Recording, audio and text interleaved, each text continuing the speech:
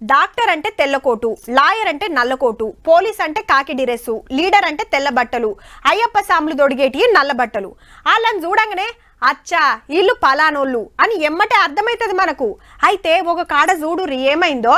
ధోతి, కుర్తా, రుద్రాక్షమాల, విభూది బొట్లు ఏ పక్కా పంతుల్లే అనుకుంటుండ్రులే, కానీ కాదు, పోలీసులు.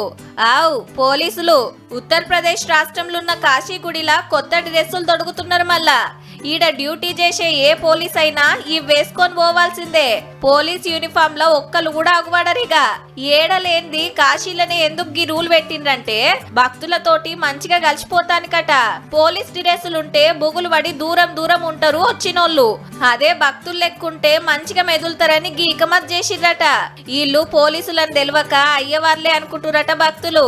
పోలీసులంటేనే కాకి డ్రెస్ అని ఓ బండ గుర్తాయే అందరికి. అగో పోలీసులు దోతులు కుర్తాలు దొడిగితే ఎట్లా? ఈ గెటప్ లెవెల్ అన్న పబ్లిక్ ను మోసం చేస్తే ఎట్లా? ఏ రూల్ ప్రకారం మార్చిండ్రు అనేది ప్రతిపక్షం అఖిలేష్ యాదవ్ సారు మాట. గుడికాడ ఇట్లా డ్యూటీలు చేస్తున్నోళ్లను సస్పెండ్ చేయాలని చూతా డిమాండ్ చేసిండు. కాశీలు ఏమైతున్నదో ఉన్నది ఉన్నట్టు చూపించినాం. ఇక మీరేమంటారో మీ ఇష్టం.